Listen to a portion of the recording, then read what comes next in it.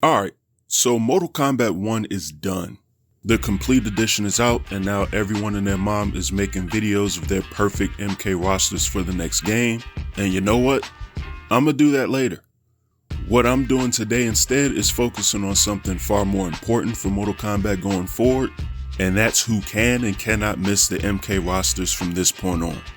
To do this, I need to find out what characters must be in, what kind of characters or variations of them should appear or could appear, and then any extra details of the roster that I think may be important. I'm making this far more complicated than it needs to be, but whatever, let's get started.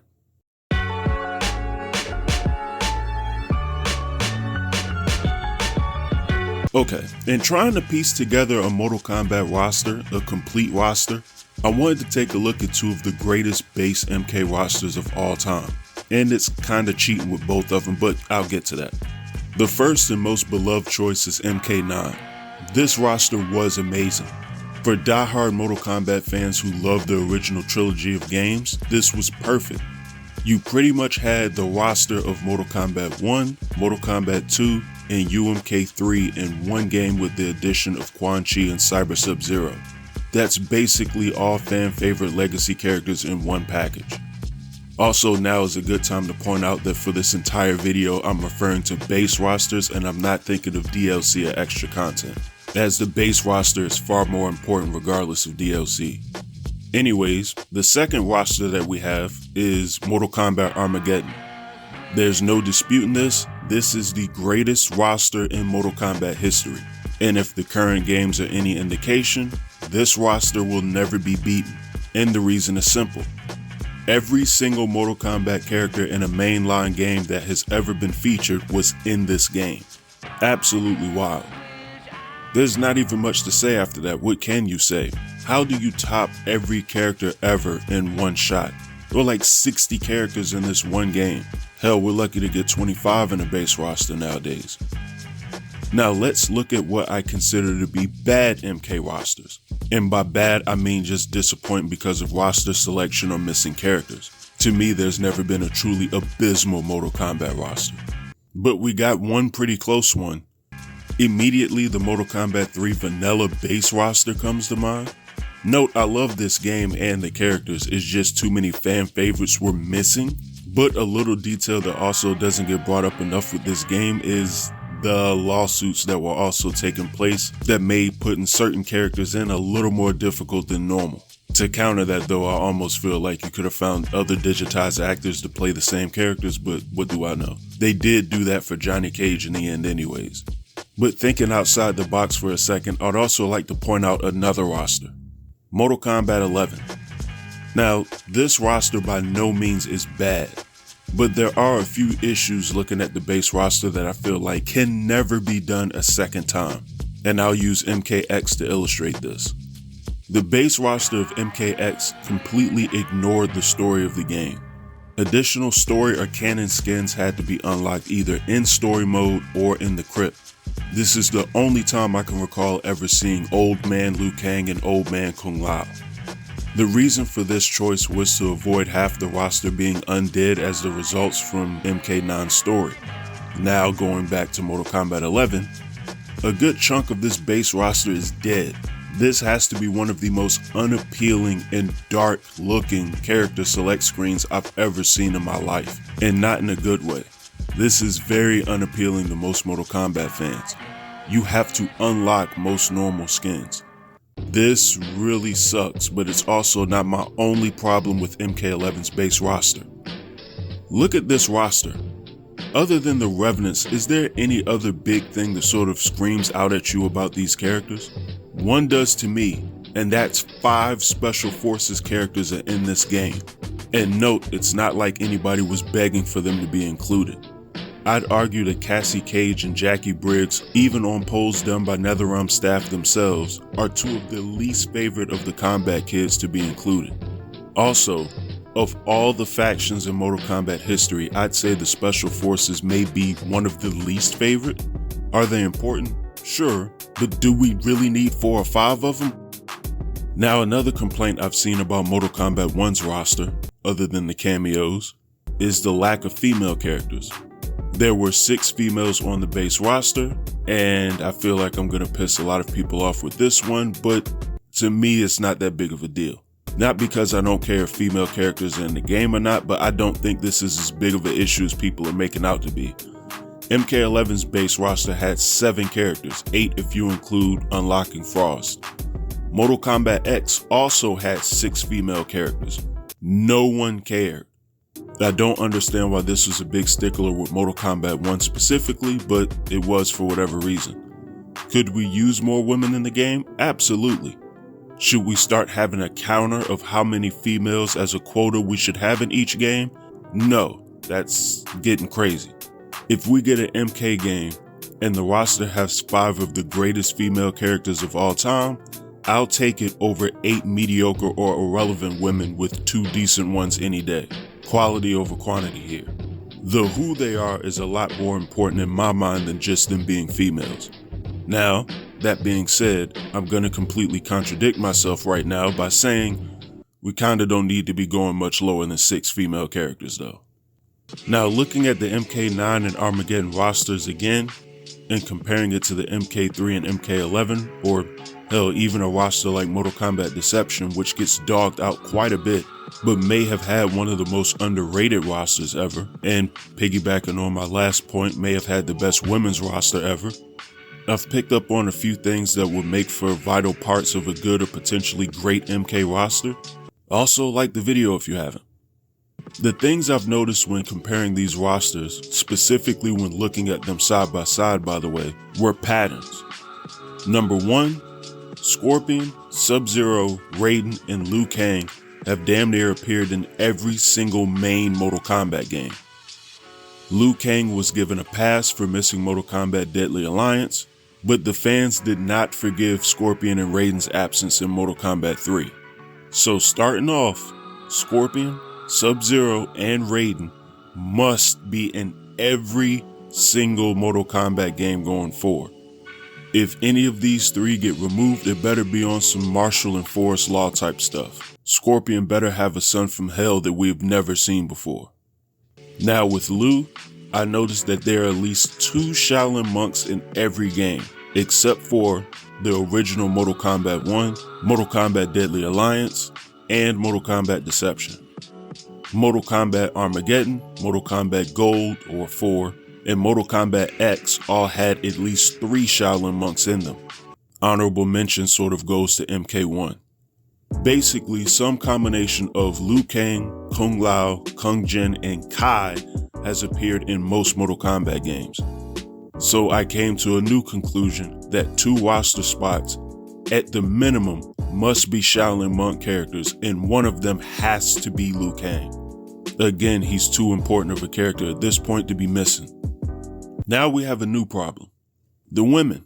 There are a lot of them in Mortal Kombat, but keep in mind that there are some that will cause an uproar if you do not include them in the games. And you'll potentially have even more problems if you add lesser female characters in, or lesser characters in general, without them. Number 1, Katana automatically gets entry. Next to Mortal Kombat Deception in the first Mortal Kombat game, of course. And if you want to include Mortal Kombat 3 Vanilla, but we've already established why that roster is a little doomed, Katana has made every single game. Every single game. Also, I think it's safe to say that Mileena fans may riot if you don't include her in as well, so she's a must too. Honestly, I personally think it's weird to have Katana without Mileena anyways, and their playstyles are so different it definitely balances out the roster in my mind. They're female Scorpion and Sub-Zero at this point. You can't have those 4 characters missing from any game, but that's just me. But there's another female that we have to talk about. Sonya Blade. Interestingly enough, she has missed the same amount of Mortal Kombat games as Katana. However, she's a little different. Her MK1 cameo appearance has proven that her fan base will accept, by and large, substitutions for Sonya if necessary. Note, in putting together kind of who should and shouldn't be missing from the game, the only things I can go off of is how important the characters are and how do fans react to their absence. In Sonya's case, they react pretty fine to it. So I'll say that Netherrealm could, in theory, replace Sonya if necessary. They could try replacing her with Cassie going forward, provided they make Cassie play closer to Sonya's moveset than Johnny's. I personally wouldn't advise doing this, but they could try it. Or they could put somebody else in the game who actually shares Sonya's moveset and fatality. Anyone know who that is? If you guessed Kira, you'd be correct. This little known and often forgotten Mortal Kombat character has Sonya and Kano's moveset. Seriously, Kira was kind of an underrated Mortal Kombat character. And guess what? Kira appeared in one of the few Mortal Kombat games that did not have Sonya in the game. Looking at that, I think it's safe to say that Sonya or a similar fighter could actually make an appearance in the game. We'll refer to this as the Sonya spot going forward. Oh, and while I'm even on the topic, let's just get this out of the way and say that Johnny Cage is a must as well. Not that Johnny Cage can't be absent in the game, but A, I wouldn't advise that, and B, a Mortal Kombat game without Johnny Cage just don't hit the same way. Now, staying on topic with the Special Forces for a second, they create a new problem as well. Like I said, MKX and 11 had way too many of them. But what is too many? Well, MK11 had less than MKX in 5 of them, and 5 felt like way too many of the Special Forces. So I'll only add one extra Special Forces spot to narrow this down besides the Sonya spot for Jax or anyone else. And now the roster gets a much larger issue. The ninjas. Off top, I think I can safely say that Scorpion and Sub-Zero are automatically in. We've established that, and I don't think out of all the ninjas you could disregard the 2 most popular ones.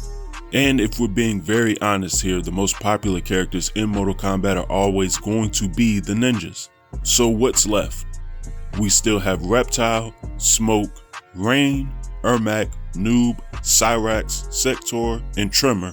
And honorable mention at this point has to go to Chameleon and the newly introduced Floyd, and if you want to be even weirder, Cyber Sub-Zero.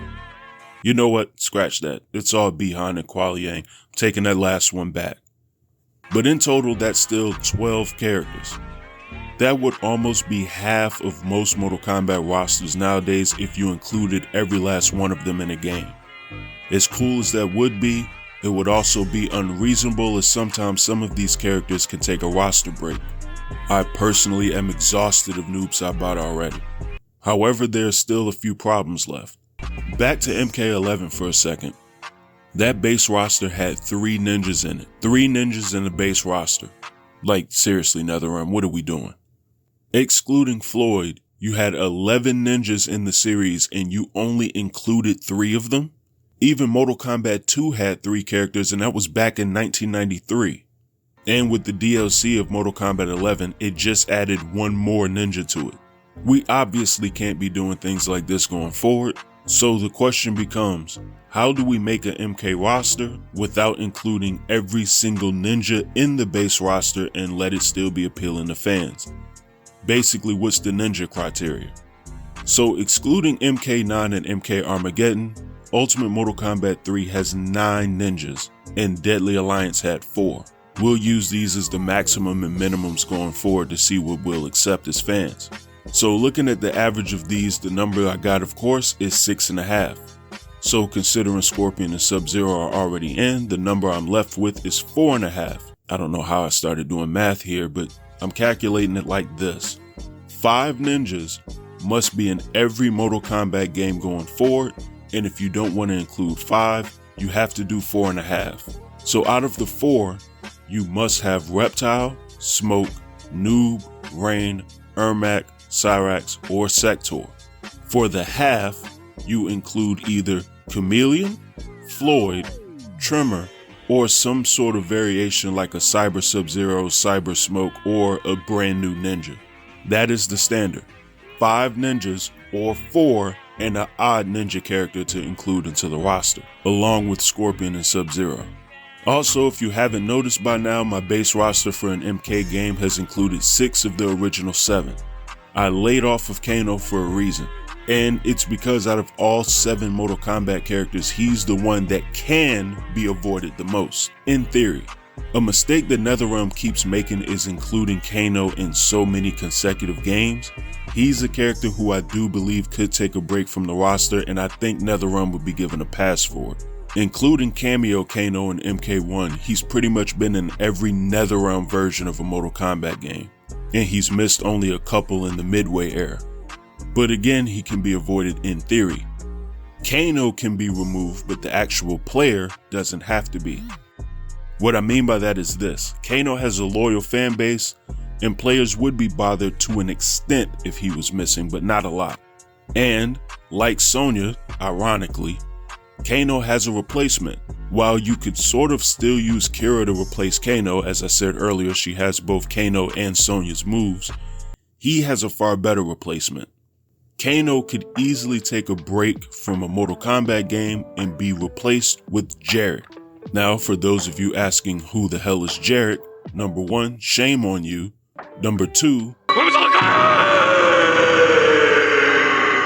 and number three, Jarrett was a Kano clone that replaced him in Mortal Kombat 4.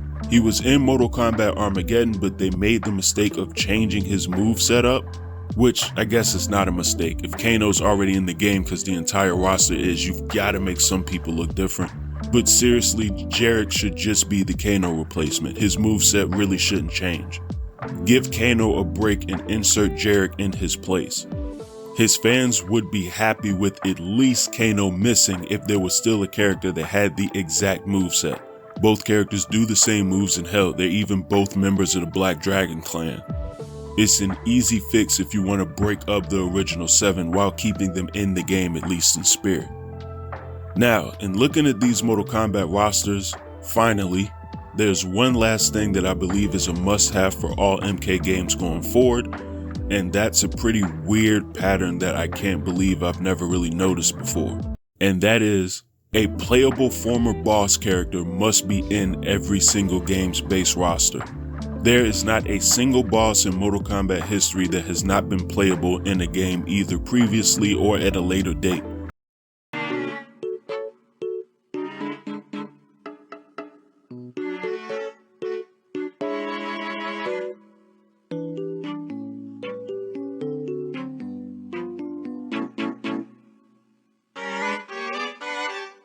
Though technically speaking, Mortal Kombat Deception's roster technically didn't have a boss character in it, Mortal Kombat Unchained, which is basically Deception for the PSP, does have a playable Shao Kahn. And that's the lone example, and a reaching one, that I have to give. Mortal Kombat 2 had Shang Tsung, Mortal Kombat 3 had Shang Tsung, Mortal Kombat 4 had Shinnok, who was newly introduced as a boss and still playable. Mortal Kombat Deadly Alliance had Quan Chi and Shang Tsung. Mortal Kombat Deception, as I said, technically has Shao Kahn. Armageddon has everybody. Mortal Kombat 9 has Quan Chi and Shang Tsung. Mortal Kombat X has Quan Chi and Shinnok. Mortal Kombat 11 has Shang Tsung and Shao Kahn. And Mortal Kombat 1 has Quan Chi, albeit DLC, and I said I wouldn't count that, along with Shao Kahn or General Shao and Shang Tsung. Bonus points if you want to count the Deadly Alliance being in Mortal Kombat vs. DC. Which was the second thing that I noticed as well. Every Mortal Kombat game, with the exception of Mortal Kombat, well, Deception, has a playable sorcerer in. So bonus points if 2 birds are accomplished with 1 stone, as that character in the game is a former boss and a sorcerer. So let's take a look at our final score for a second. All of this is to basically create a standard for a Mortal Kombat roster. So the following characters are a must: Scorpion, Sub-Zero, Raiden, Liu Kang, another Shaolin monk, Katana, Mileena, Sonya or equivalent, Kano or equivalent, Johnny Cage, at least 4 ninjas, and a former boss character. In addition, there could be 1 more Special Forces member, 1 more ninja, and a sorcerer if the one included isn't already a former boss character. That's 15 characters or 18 out of the gate. Damn, now I understand why Netherrealm has so much problems creating a roster for each game. So basically, if the base roster is between 25 to 30 characters, that potentially leaves you either between 7 or 15 spots remaining for the new roster. So given the total the Netherrealm wants to play with, that leaves either a lot or very few more spots for new characters, original trilogy characters, or new gen Netherrealm era characters to add in. And again, this is the base roster, so I'm not entertaining DLC, but that would give you a little bit more leeway.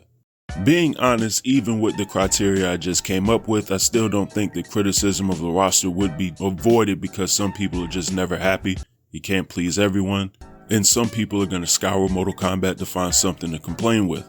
Hell, I do it. However, I do believe that this is the best standard to use to make an MK roster that doesn't have mounds of complaints, confusions, trending tweets, or angry Reddit posts. A secondary moral of the story is this: considering the limited roster space, chill with all the guest characters. Sorry. Anyways, let me know what you would or wouldn't change about these deal breakers that should or should not be in every Mortal Kombat game going forward, or who do you think may be a more important character to include? Also, like and subscribe to the channel if you haven't, and you all have a good one, and I'm out.